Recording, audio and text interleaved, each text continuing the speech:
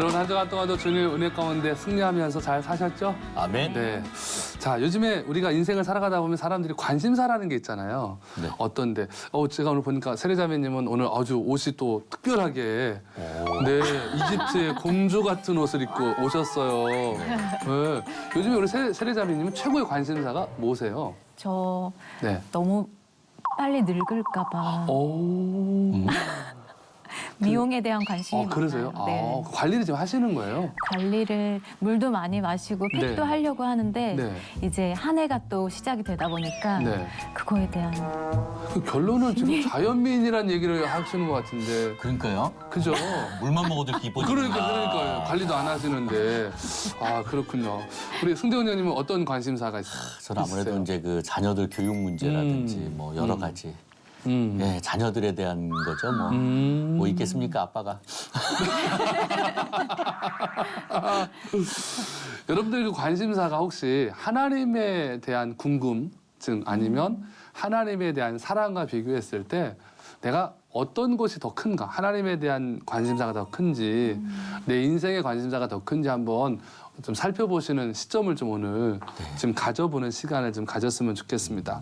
왜냐하면 우리가 하나님보다도 더 사랑하면 그것을 우상이라고 보통 표현을 하거든요. 그렇죠? 만약에 그 아드님이 더 사랑스러우실 때가 있으실까요? 그렇진 않을 거예요. 그렇진 않으실 것 같아요. 다행이네요. 네네. 아들을 지키시는 아버지의 마음을 볼 수가 있는데요. 우리가 지난 주간에 우리가 모세를 봤어요. 모세가 정말 중보기도하면서 하나님 앞에 이스라엘을 지켜가는 모습들을 봤는데요. 오늘은 그 반대의 모습을 좀 보겠습니다.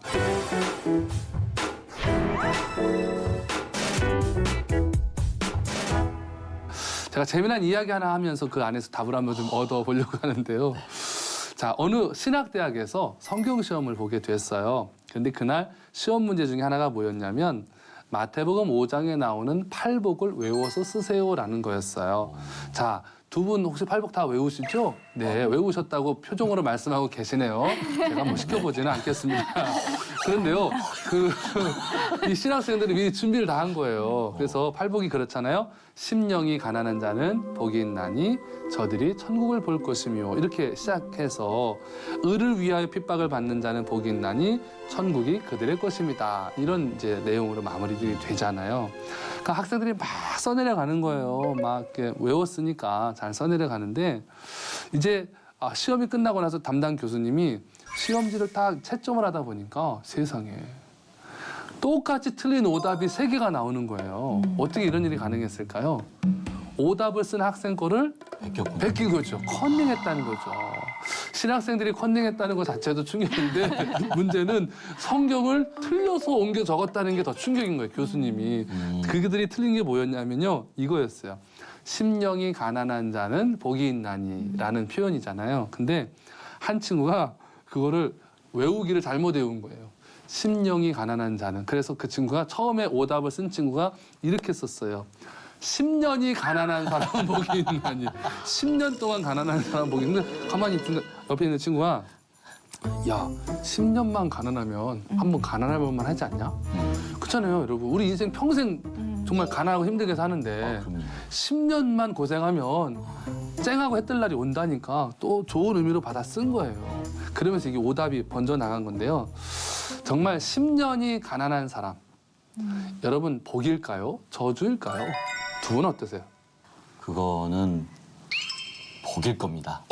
네. 왜냐면 고난 끝에는 항상 그렇죠. 은혜의 선물을 주시는 분이시니까. 무명생활 10년에 뜰 수 있다는 거잖아요. 그렇죠. 세례자매님 어떻게 생각하세요? 10년이 가난한 자는 복이 있나니? 저는 10년이 너무 길 것 같은데. 그래요? 네. 안 길어. 금방이야. 앞에 학년 바뀌는 거 금방이야. 자, 여러분들 지금 한 분은 10년을 겪은 분이고요. 한 분을 겪어가고 있는 분의 모습을 지금 보고 계시는 것 같아요. 자, 여러분 지금 이렇게 사실은 일정 기간만 잘 버티면 된다는 얘기잖아요. 여기서는 10년이라고 표현한 거고요. 사실은 이스라엘 백성들은 지금 40일만 모세가 내려올 동안만 잘 버티면 되는 거였거든요. 그러니까요. 그죠? 근데 예를 들어서 여러분 제가 만약에 설교를 하는데 여러분 10년만 가난하세요. 10년만 견뎌보세요. 이러면 견뎌볼만 하잖아요. 사실은 성도들 입장에서. 그럼 복이 와요. 걱정하지 마세요. 제가 책임질게요. 막 이러면. 근데 아론이 40일만 잘 견뎌보십시다 했으면 될 거를 무너지잖아요. 그러면서 백성들이 어려움을 겪기 시작을 하는데 참 어리석은 지도자의 대표적인 모습이 아론이었습니다. 자, 본문 21절입니다. 다 같이 읽겠습니다. 모세가 아론에게 이르되 이 백성이 당신에게 어떻게 하였기에 당신이 그들을 큰 죄에 빠지게 하였느냐. 아멘. 시내산에서 이제 막 황급하게 모세가 내려와가지고 여러분 다 깨트렸잖아요. 네. 무겁게 들고 내려온 돌비를 다 집어 던지고 막 갈아서 송아지 마시게 하고 이제 어느 정도 마무리가 되는 시점인데 이제 모세가 아론을 불러가지고 따지는 거예요. 어떻게 당신이 내 대신에 책임을 맡았는데 이런 일들이 벌어지도록 그냥 내비뒀느냐 이제 따지는 거예요. 그러니까 이 안에서 뭐냐면 우리가 모세의 마음을 볼 수 있어요. 따지는 모습 안에서. 왜냐하면 여기 보면 당신이 그들을 큰 죄에 빠지게 하였느냐라고 묻는 거거든요. 근데 이 물음이 바로 히브리어 성경에 보면 헤베타 알라부 하타 게돌라라고 쓰여져 있습니다. 이 표현은 뭐냐면 가족에 만들었다는 의미예요.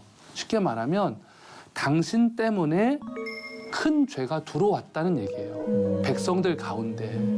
그러니까 지금 아론의 얘기는 뭐냐면 당신도 겪어보지 않았느냐, 이 사람들이 어떤 사람들인지. 백성이 악해서 내가 이렇게 할 수밖에 없었다라고 변명을 한 거잖아요. 근데 모세는 이미 그 질문 안에서 답이 다 있는 거예요. 당신으로 하여금 이 큰 죄가 백성으로 들어오게 되었다. 어떻게 이런 일을 당신이 행할 수 있느냐라고 이야기를 하는 거예요. 그러니까 여러분 이 죄의 원인은 아론이라는 걸까요? 백성이라는 걸까요? 백성이 아니고 아론이라는 거예요. 충격적이죠. 그러니까 지금 모세가 아론을 나무라는 거예요. 백성이 잘못한 게 아니고 당신이 잘못한 겁니다. 라는 이야기를 하는 겁니다. 모든 책임을 아론이 지라는 거예요. 자, 본문 22절이에요. 자, 두 분 같이 한번 읽어주세요.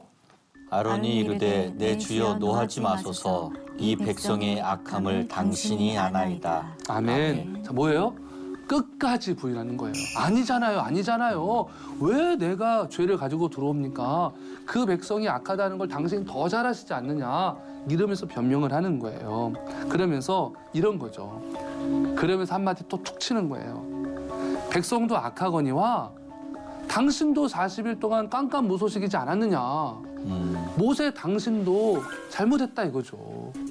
당신도 그러면 우리한테 소식을 전해줬어야 되는데 당신도 잘못했고 결국은 누구만 잘못 안 했다는 거예요. 아론 본인만 자신 잘못한 게 없다는 이야기를 하고 있는 거예요. 그러면서 뭐냐면 당신이 나라도 그랬을 거다. 그런 이야기를 하는 겁니다. 우린 여기서 창세기 3장의 모습이 보여요. 이 아론의 모습에서. 창세기 3장 12절로 13절에 보면은 아담이 이르되 하나님이 주셔서 나와 함께 있게 하신 여자 그가 그 나무 열매를 내게 주므로 내가 먹었나이다. 여호와 하나님이 여자에게 이르시되 내가 어찌하여 이렇게 하였느냐. 여자가 이르되 뱀이 나를 꿰므로 내가 먹었나이다. 아멘. 자, 여러분 비슷하죠? 내가 무슨 잘못이 있습니까? 저 여자가 잘못입니다. 예를 들면 그 얘기하고 지금 이 이야기하고 비슷하죠. 또 내가 무슨 잘못이 있습니까? 저 뱀이 문제인데 이렇게 지금 이야기하는 모습 속에서 인간의 정말 이 뭐라고 그럴까 내면 세계 속에 있는 아마 그 탐욕과 때로는 핑계와 죄악된 모습들을 우리가 지금 발견을 할 수가 있습니다. 자, 여기서 이 아론이 두 가지를 잘못한 거예요. 사실은 모세가 지적할 때 뭐냐면 첫째는 당신은 백성들이 잘못하게 가면 왜 그것을 나무라지 않고 침묵으로 일관했느냐. 이야기를 해줬어야지 이 이야기고요. 하나는 그가 주도적으로 우상을 만들었다는 거예요. 그러니까 지금 아론의 이 이야기는 먹히지 않는 거예요. 모세한테는. 자, 본문 23절 세례자매님 한번 읽어주세요. 그들이 내게 말하기를 우리를 위하여 우리를 인도할 신을 만들라. 이 모세 곧 우리를 애굽 땅에서 인도하여 낸 사람은 어찌 되었는지 알 수 없노라 하기에. 아멘. 아멘. 자, 그 얘기예요. 백성들이 이거 다 당신이 책임져야 되는 거 아니냐. 모세가 안 내려오니까 아론 당신이 우리의 리더자니까 당신이 이 문제를 해결하라. 그러니까 신을 만들어 달라 하니까 내가 할 수밖에 없었다. 지금 이 이야기를 계속 아론이 변명하는 거예요. 여러분 세상에서 잘못했다고 해놓고는 계속 변명하는 사람들 보면 어떠세요? 느낌이. 화나죠. 그냥 화만 나세요? 그럼 저 사람 왜 저럴까? 그냥 내가 잘못했어 한마디면 하면 되는데 그쵸. 언제까지 저걸 감추려고 할까? 그죠? 예. 지금 딱 아론의 모습이 계속 그 모습을 우리가 보고 있는 것 같아요. 자, 그러면서 그가 또 이야기해요. 24절인데 이번에 승대 형제님 한번 읽어주세요. 네. 내가 그들에게 이르기를 금이 있는 자는 빼내라 한즉 그들이 그것을 내게로 가져왔으므로 내가 불에 던졌더니 이 송아지가 나왔나이다. 아멘. 아멘. 재밌죠? 예. 금을 던졌지 송아지가 나왔대요. 정말 신기한 표현을 지금 하고 있는 거예요. 그러니까 지금 모세한테 뭔가를 변명하고 있는데 변명이 구차해요. 내가 금을 가져오라 그래서 금을 갖다가 던졌더니 송아지가 나왔습니다. 나 진짜 어떻게 아론이 이렇게 갑자기 사람이 어리숙해졌는지 모르겠어요. 자, 그런데 여러분 이 안에서 우리가 볼 수 있는 게 있습니다. 극도의 포뮬리즘을 볼 수 있는 거예요.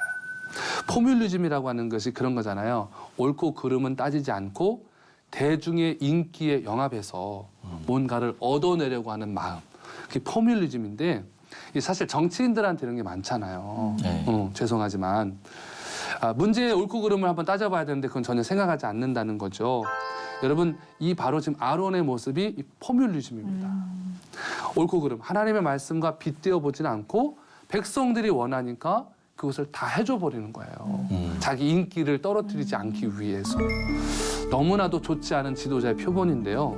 신약 시대 때 헤롯이 예수님의 그 제자 야고보를 죽였어요.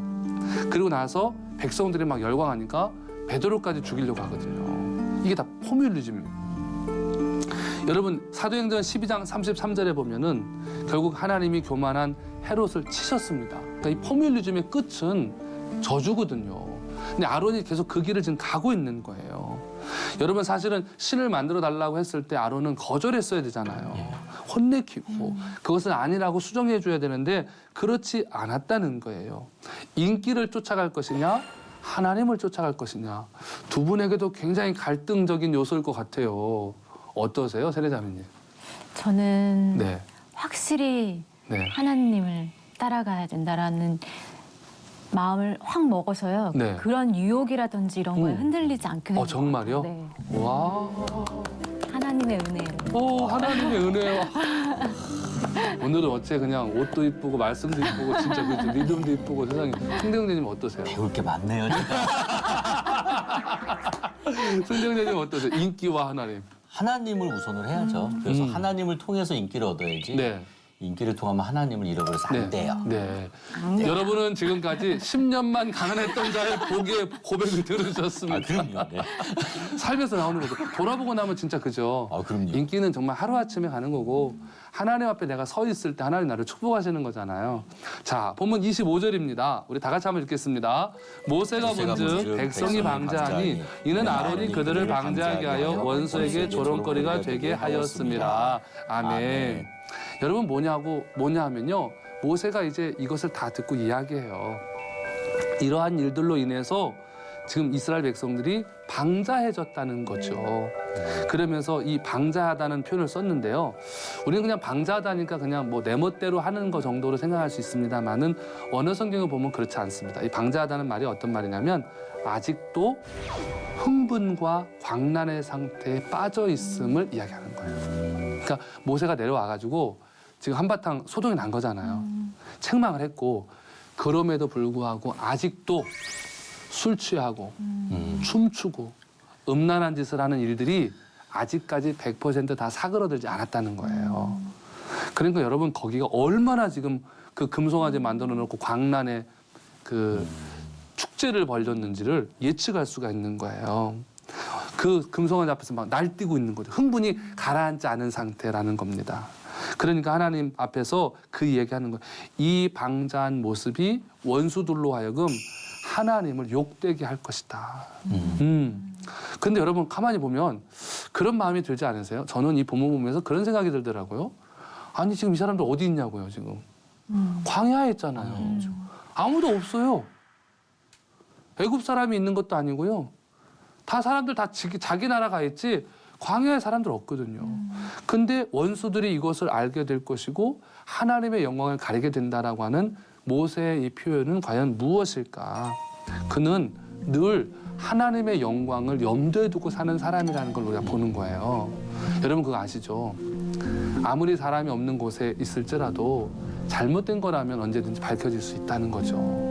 드러날 수 있다는 거예요. 오늘 모세는 하나님을 의식하고 사는 사람, 즉 호람데오의 삶을 사는 거예요. 늘 하나님이 보고 계신다. 그리고 이 안 좋은 것들은 분명히 소문이 빨리 날 수도 있고 하나님의 영광을 가릴 수 있다. 고로 하나님이 보이지 않는 곳에 있을지라도 사람들이 보이지 않는 곳에 있을지라도 우리는 항상 거룩함을 유지하면서 살아가야 한다. 이 자세가 모세에게 있는 거예요. 여러분 어떻게 보면 혼자 있을 때 죄짓기 쉽잖아요. 모세는 그것을 염두에 두고 살았던 사람이라는 거죠. 참 귀한 분인 것 같아요. 저는 정말 제가 출애굽기 여러분과 같이 함께 은혜 나누지만요. 시간 갈수록 어떻게 이런 분이 있었을까 싶을 정도로 너무 귀한 분임을 보게 됩니다. 자, 본문 26절로 27절 두 분이 같이 한번 읽어주세요. 이에 모세가 진 전문에 서서 이르되 누구든지 여호와의 편에 있는 자는 내게로 나아오라 하매 레위 자손이 다 모여 그에게로 가는지라. 모세가 그들에게 이르되 이스라엘의 하나님 여호와께서 이렇게 말씀하시기를 너희는 각각 허리에 칼을 차고 진 이 문에서 저 문까지 왕래하며 각 사람이 그 형제를 각 사람이 자기의 친구를 각 사람이 자기의 이웃을 죽이라 하셨느니라. 아멘. 자, 갑자기 이제 이 이야기 끝에 책망하는 이야기 끝에 레위 사람 이야기가 지금 등장하고 있는 거예요. 자, 그런데 하나님의 이제 마음을 아는 모세가 백성들을 다 모아놓고 뭐라고 말하냐면 누구든지 하나님 편에 서 있는 사람은 나오라는 거예요. 이 얘기 뭐냐면 광란의 파티에 전체가 참석하지 않았다는 거죠. 그나마 다행인 거예요. 그 모세가 이 광란의 파티에 참석하지 않았고 동조하지 않았던 사람들 내게로 나오라. 근데 여기서 여러분 나온다는 게 쉬울까요? 쉽지 않죠. 쉽지 않아요. 왜냐하면 대다수가 여기 했을 거라고요. 제가 볼 때는 가보진 않았지만 광란의 파티에 더 많이 있었을 것 같아, 사람들이. 그런데 그때 눈치를 보지 않고 당당하게 나와 섰어요. 누가? 레위 사람들. 레위 지파 자손들이 나온 거예요. 사실 레위 지파는 모세의 친족입니다. 사실은 이 정도 되면 배교한 자기 형제들 편 들 수 있잖아요. 모세요. 이들이 오죽하면 이랬겠습니까? 좀 헤아려 주세요. 이렇게 할 수도 있는데 레위는 그렇게 하지 않았어요. 철저한 하나님을 향한 충성심을 가지고 모세 앞에 나와서 딱 섰습니다. 그들의 믿음을 볼 수 있는 단계인데요. 그때 레위 지파 사람들한테 모세가 뭘 하나 시켜요. 그게 뭐냐면 진 이문에서 저 문까지 왕래하며, 그러니까 쉽게 말하면 우리 동네 이 끝에서 저 끝까지 다니면서 그 형제를 친구를 이웃을 죽이라는 거예요. 누구를? 하나님을 배반하고 광란의 파티에 참석했던 사람들을 죽이라는 거예요. 두 분에게 만약에 이 명령이 떨어지면 하실 수 있으시겠어요? 아유, 힘들죠. 사람을 죽이는 게 이게. 아이고 참. 하나님이 우선이라고 아까 안 하셨나요? 그럼 해야죠. 사실 쉽지 않아요, 진짜. 네. 이게 남이 아니잖아요. 아, 그럼요. 내 친척이고 가족이고 때로는 거기에 내 아들일 수도 있자고 그게. 그렇잖아요. 가지마 하는데도 가서 또 놀았을 수도 있는 건데. 자, 그런데요. 28절을 보면은 레위 자손이 모세의 말대로 행함에 이날의 백성 중에 3,000명 가량이 죽임을 당하니라 라고 기록해요. 레위 사람이 진짜 칼을 휘둘렀고 칼에 맞아 죽은 사람이 몇 명이요? 3,000명. 어마어마한 거예요. 저는 진짜 이 본문 묵상하면서 정말 충격이 오더라고요. 3,000명을 죽였어요. 여러분, 이 모습을 보면서 왜 모세는 이런 명령을 내렸을까? 레위는 왜 순종했을까? 여러분, 죄를 미워하지 않으면 하나님은 이스라엘에서 떠나실 거예요. 이게 모세가 가졌던 마음이에요. 죄를 미워하기 위해서는 반드시 그에 대한 대가를 물어야 된다는 거죠. 그렇지 않으면 하나님의 긍휼의 은혜가 오지 않아요. 우리가 철저한 회개, 정말 하나님 앞에 뼛속 깊이 회개하지 않으면 하나님의 긍휼의 은혜가 우리 가운데 임하지 않는다는 거죠. 그리고 레위 사람들은 백성을 두려워하지 않았어요. 하나님만을 두려워했습니다. 그래서 하나님 명령에 따라 죽인 거예요. 그러니까 이게 살인이 아니라 하나님 말씀에 순종하는 개념으로 여러분이 보시면 좋겠습니다. 결국 여러분 레위 사람들이 이 일을 거치면서 축복을 받아요. 사람 죽이고 축복을 받는데 무슨 축복인 줄 아세요? 바로 제사장 지파가 된다는 거예요. 의외죠. 와, 레위가 제사장 지파가 됐다는 걸 알지만 이 사건 때문에 되는 거예요. 그게 어떻게 가능했을까요? 여러분 한번 생각해 보세요. 진정한 주의 종이라고 한다면 내 가족이라고 해서 봐주고 친척이라고 해서 봐주고 친구라고 해서 봐주면 안 되는 거죠. 여러분 그런 지도자가 있어야 영적 지도자가 있어야 교회가 건강하잖아요. 하나님은 그것을 보신 거예요. 저 정도의 믿음의 사람이라면 충분히 이스라엘 12지파를 내게로 데리고 올 수 있는 영적인 사람들이구나. 친척이 잘못했어도 잘못한 거 잘못했다고 혼내켜서라도 하나님께로 데리고 올 수 있는 사람, 그들이 레위라는 거예요. 그러니까 여러분 이 사건은 어찌 보면 제2의 출애굽 사건이라고 봐도 무방할 정도로 아주 큰 사건이었어요. 엄청난 사건이 광야에서 벌어지는 거예요. 근데 그거 아세요? 성경에 보면 뜻밖에도 또 이스라엘 백성들이 저항을 안 해요. 여러분 이렇게 되면 가만히 있겠냐고요. 나를 죽여 그러고 칼 빼들고 칼싸움을 할 텐데 죽이는 대로 그냥 죽어줘요 다. 충격적인 거예요. 여러분 사실은 레위 사람은 소수예요. 그죠? 12지파 중에 한 지파일 뿐이니까. 나머지가 다 일을 벌렸잖아요. 그러니까 숫자적으로 되질 않아요. 그런데 그들이 저항하지 않았습니다. 첫째는 모세에 대한 경외심이 있었어요. 없을 때 잠깐 한눈은 팔았지만 모세가 얼마나 하나님의 그 손에 붙잡혀 있다는 걸 자기들이 알거든요.